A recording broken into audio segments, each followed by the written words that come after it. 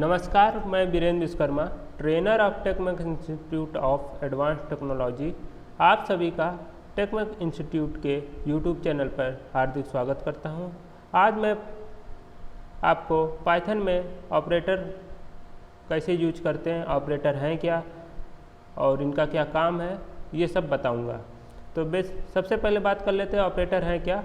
Operator एक प्रकार का सिंबल होता है जिसके थ्रू हम लॉजिकल और अर्थमेटिकल ऑपरेशन को परफॉर्म करते हैं। ऑपरेटर कितने प्रकार के होते हैं? ऑपरेटर जनरली 3 प्रकार के होते हैं, लॉजिकल, असाइनमेंट ऑपरेटर और अर्थमेटिकल ऑपरेशन। जैसे कि आप नाम से ही जान पा रहे होंगे कि अर्थमेटिकल ऑपरेटर का यूज हम अर्थमेटिकल ऑपरेशन को परफॉर्म करने के लिए किया जाता है। अर्थमेटिकल ऑपरेशन क्या होते हैं? Plus, minus, multiply, division, module, exponential और फ्लोर डिवीजन। तो सबसे पहले बात कर लेते हैं कि अर्थमेटिकल ऑपरेटर होते क्या हैं। जैसे कि मैंने बता दिया कि अर्थमेटिकल ऑपरेटर क्या है, यह एक प्रकार के विशेष सिंबल हैं जो इसका यूज हम अर्थमेटिकल ऑपरेशन को परफॉर्म करने के लिए किया जाता है। तो आइए सबसे पहले हम कोड में आपको कुछ अर्थमेटिकल ऑपरेशन को परफॉर्म करके बताते हैं। तो सपोज दैट आपके पास कोई 2 वैल्यू है, a इक्वल टू 10 और b इक्वल टू 2। तो यहाँ पे b इक्वल टू 2 कर लेते हैं। अब अर्थमेटिकल ऑपरेटर में देखिए, सबसे पहले c equal to a plus B,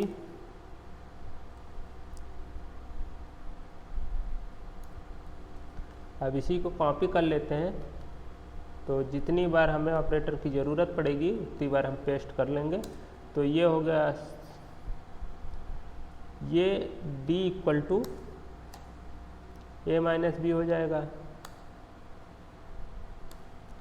paste करने में ज़्यादा टाइम लग रहा है, इससे अच्छा ये कर लेते हैं कि लिख ही लेते हैं। e equal to a multiply b, f equal to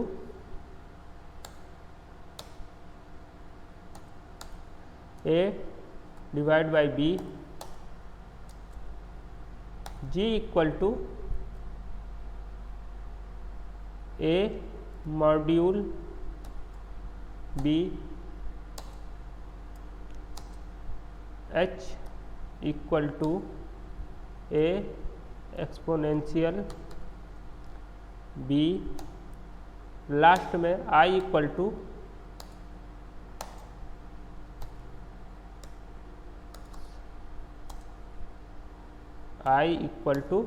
a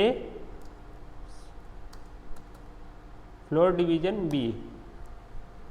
इसके बाद हम प्रिंट करा लेते हैं सभी को।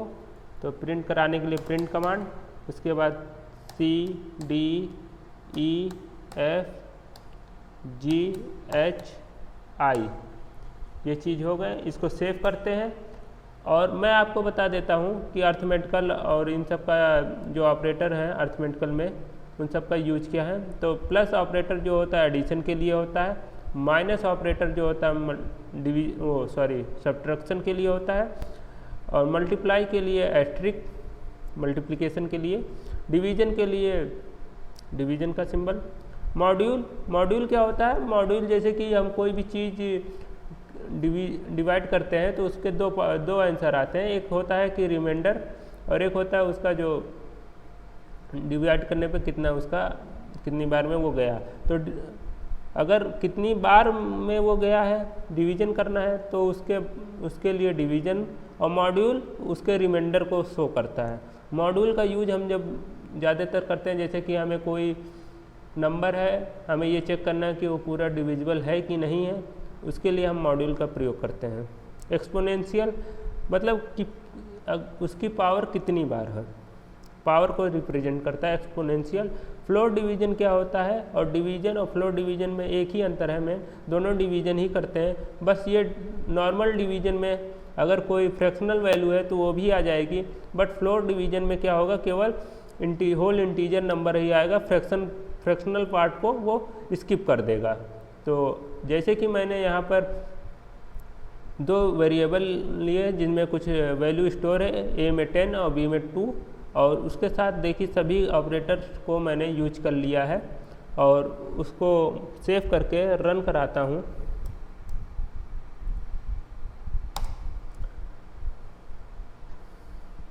तो रन कराने में देखिए 10 और +2 सी में आ गया 12, 10 - 2 तो डी में आ गया 8,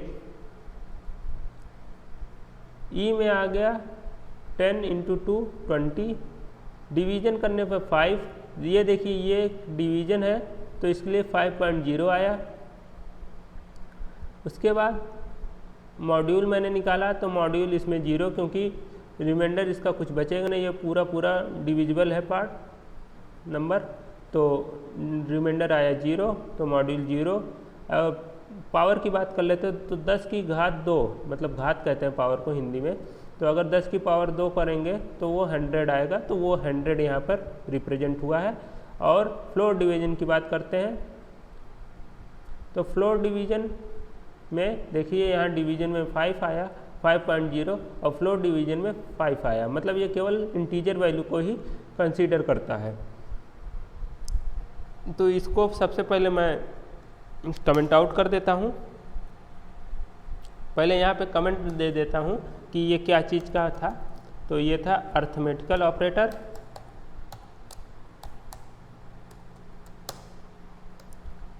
उसके बाद अब बात कर लेते हैं असाइनमेंट ऑपरेटर की, तो उसके लिए भी हम कमेंट आउट कर देते हैं और यहाँ पे लिख देते हैं असाइनमेंट,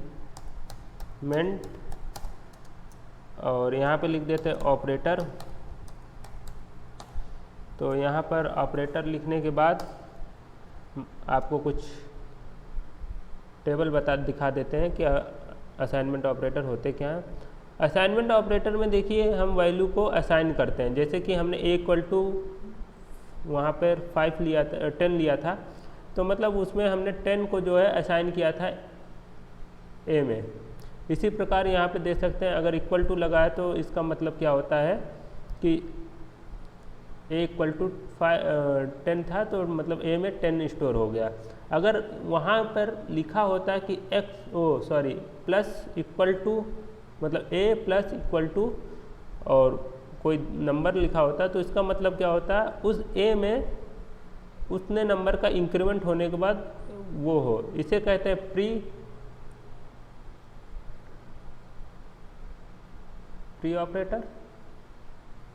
इंक्रीमेंट ऑपरेटर। जैसे कि i++ लिखा जाए ++i तो उसे प्री इंक्रीमेंट कहते हैं, तो ये प्री अर्थमेटिकल ऑपरेटर है। और यही चीज़ हम पोस्ट में भी कर सकते हैं। तो इन सब ऑपरेटर का यूज बस सिंपल से इतना ही है कि हम वैल्यू को असाइन करते हैं। मतलब कि अगर कहीं पे a = लिखा है तो इसका मतलब कि उस वैल्यू में, उस वेरिएबल में वो वैल्यू स्टोर है। अगर ये लिखा है तो उसका मतलब है कि उस वैल्यू में उतने का इंक्रीमेंट हो रहा है। ये लिखा है तो उस वैल्यू में उतने का मल्टीप्लिकेशन हो रहा है। तो मैं एक छोटा सा प्रोग्राम आपको बनाकर मतलब बता देता हूँ। जैसे कि यहाँ पर c की वैल्यू हो गई थी 12, तो यहाँ पर c प्लस इक्वल टू मैं यहाँ पे कर लेता हूँ 12 और फिर से c को प्रिंट कराता हूँ। तो अब इसको सेव करते हैं और यहाँ पर आकर रन कराते हैं।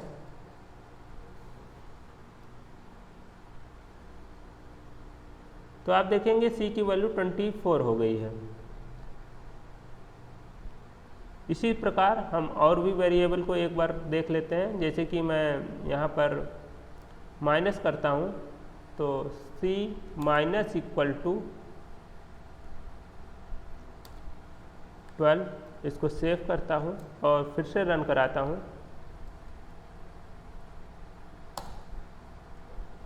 अब देखिए 0 आ रहा, क्यों? क्योंकि 10 और +2 12 हो गए थे और 12 में ही 12 को घटाया गया, मतलब सब्ट्रैक्ट किया गया तो आया 0। तो ये एक तरह का असाइनमेंट हो रहा है कि x मतलब कि यहाँ पे मैं थोड़ा कमेंट आउट करके थोड़ा और क्लियर कर देता हूँ।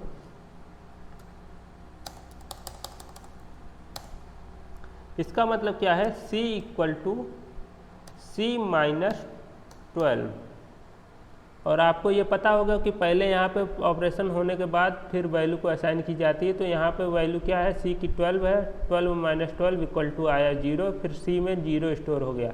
अब c की वैल्यू जो है वो 12 है। अब बात कर लेते हैं लॉजिकल ऑपरेटर की। इसी प्रकार है, आप ये टेबल को मतलब वीडियो को पॉज करके आप ये टेबल को देख सकते हैं।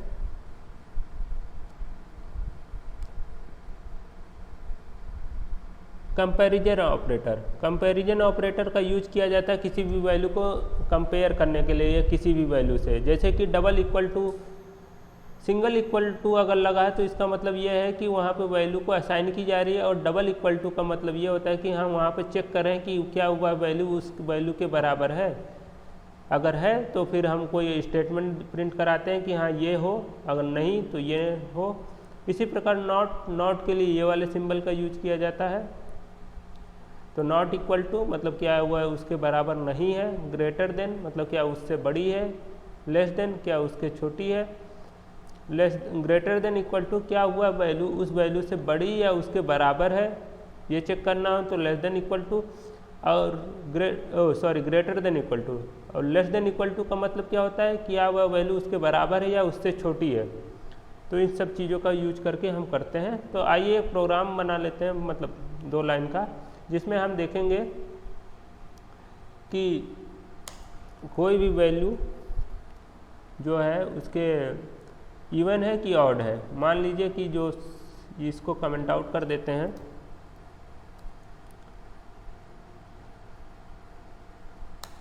अब जो सी वैल्यू है, मैं चाहता हूं कि उसको चेक किया जाए। तो चेक करने के लिए इफ़ ऑपरेटर का यूज, इफ़ स्टेटमेंट का प्रयोग किया जाता है। स्टेटमेंट और कंडीशनल स्टेटमेंट के अंतर्गत इफ़ स्टेटमेंट आता है। तो ये सब जो चीज़ें हैं स्टेटमेंट में हम आपको अच्छे से कवर करेंगे। फिलहाल आपको बस मैं कंपैरिजन ऑपरेटर का एक प्रोग्राम बता रहा हूँ जिसमें इफ़ का यूज है, तो बस इसीलिए इफ़ को बता रहा हूँ। तो सबसे पहले आपको बता देता हूँ कि इफ़ लगाने के बाद आपको कंडीशन लगानी पड़ेगी। तो कंडीशन क्या, सी इक्वल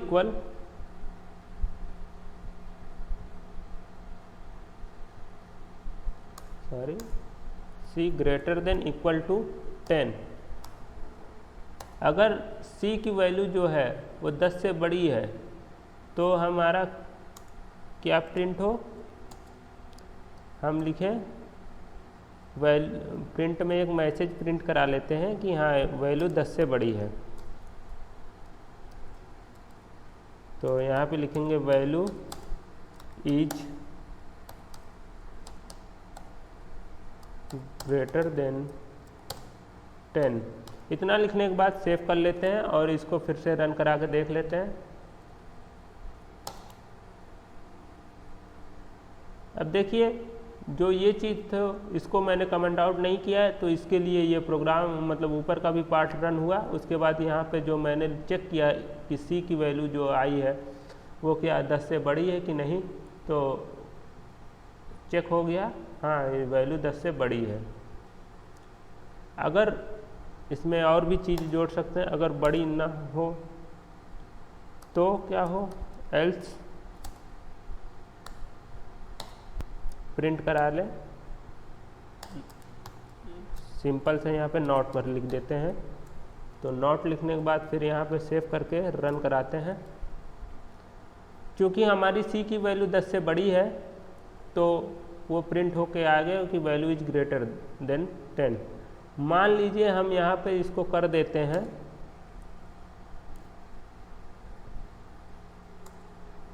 2। अब तो वैल्यू छोटी आनी चाहिए। अब रन करा के देखते हैं क्या आता है वैल्यू। देखिए हमारे ये सारे एक्शन परफॉर्म हुए, मतलब ऑपरेटर काम किए, और साथ में जो हमने कंपैरिजन किया था कि क्या ये 10 से छोटा है कि नहीं, तो देखिए छोटा है। तो यहाँ पे मैंने जो प्रिंट किया था कि नॉट, वो नॉट प्रिंट होके आ गया। आई होप आपको इतना चीज़ें समझ में आई होंगी। अब बात कर लेते हैं लॉजिकल ऑपरेटर की। लॉजिकल ऑपरेटर का यूज हम किसी भी कंडीशन में लॉजिक जो एरर होते हैं या लॉजिकल जिससे वो काम करते हैं, जैसे कि मान लीजिए कि हम कोई चीज़ बनाते हैं, लॉगिन सिस्टम ही मान लेते हैं, तो उसमें दो चीज़ें होती हैं, लॉगिन आईडी और पासवर्ड। अगर वो दोनों पासवर्ड ठीक सही हैं तो हमारा क्या प्रिंट हो, तो उसके लिए दोनों के लिए हम एंड लगाते, दोनों में से कोई एक ट्रू हो, कंडीशन ट्रू हो तो। और अगर वो कंडीशन नॉट लगा देते हैं तो उसका मतलब ये होता है कि उधर 0 है तो 1 आए, 1 आए तो 0 है। तो सबसे पहले बात कर लेते हैं एंड ऑपरेटर की। एंड ऑपरेटर में हम दो कंडीशन को चेक करते हैं एक साथ, दोनों कंडीशन के ट्रू होने पर ही कंडीशन ट्रू मानी जाती है। सपोज दैट, जैसे कि आप यहाँ पर देख सकते हैं 10 लिख देते हैं और यहाँ पर मैं एक एंड ऑपरेटर वाला कंडीशन लिख देता हूँ। If C greater than equal to 5 and C greater than equal to 10, then print क्या हो, ये, नहीं तो नॉट। अब मान लीजिए मैंने 10 और 2 दे दिया और फिर इसको सेव करता हूँ और सेव करके रन कराता हूँ। सॉरी, यहाँ पे मैंने कंडीशन नहीं लगाई थी, कंडीशन का जो सिंबल था मतलब कि कोलन, वो नहीं लगाई थी, तो यहाँ पे कोलन लगा लेते हैं और फिर सेव करते हैं और फिर रन कराते हैं। देखिए वैल्यू आ गई, वैल्यू इज ग्रेटर देन 10। मान लीजिए मैं वैल्यू यहाँ पे कर देता हूँ 4, तो 4 + 6 हो जाएंगे। अब इसको सेव करके रन कराता हूँ तो क्या हुआ, नॉट। मतलब कि एंड ऑपरेटर में दोनों कंडीशन, मतलब कंडीशन फर्स्ट और कंडीशन सेकंड, दोनों के ट्रू होने पर ही उसका पैरामीटर जो मतलब उस कंडीशन की वैल्यू के अंदर जो हमने स्टेटमेंट पास किया है वो प्रिंट होगा, एग्जीक्यूट होगा, नहीं तो नहीं। अभी इसकी जगह पे अगर मैं और लगा देता तो और क्या करता, दोनों में से कोई एक कंडीशन के ट्रू होने पर ही कंडीशन जो स्टेटमेंट है उसे प्रिंट करा देता है। अब देखते हैं यहाँ पर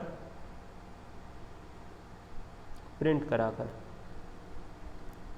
रन करा के, सॉरी, तो रन कराने पे देखिए हमारी जो वैल्यू है सी की 6 है, वो 5 से बड़ी है, तो इसलिए ये कंडीशन ट्रू हो गई।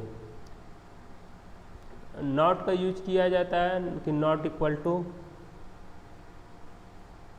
10 या 12 है, तो मान लीजिए यहाँ पर हमने लिख दिया नॉट इक्वल टू 5,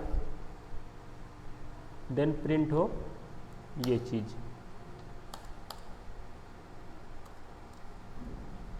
और अब एग्जीक्यूट कराते हैं, मतलब कोड को कंपाइल रन कराते हैं, तो देखिए मतलब हाँ नॉट इक्वल टू 5 मतलब 5 के बराबर नहीं है, हाँ 5 से बराबर नहीं है, 5 से छोटी भी हो सकती है, 5 से बड़ी भी हो सकती है, तो कंडीशन हमारा ट्रू हो जाएगा और हमारी जो ये वाली स्टेटमेंट है वो प्रिंट हो जाएंगी।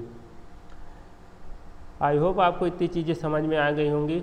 कुछ और भी ऑपरेटर होते हैं जैसे कि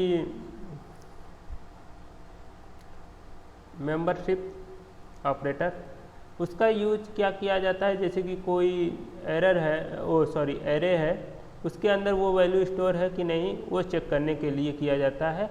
तो वो आने वाले लेक्चर में हम सिखाएंगे, बताएंगे जब एरे का कॉन्सेप्ट आएगा।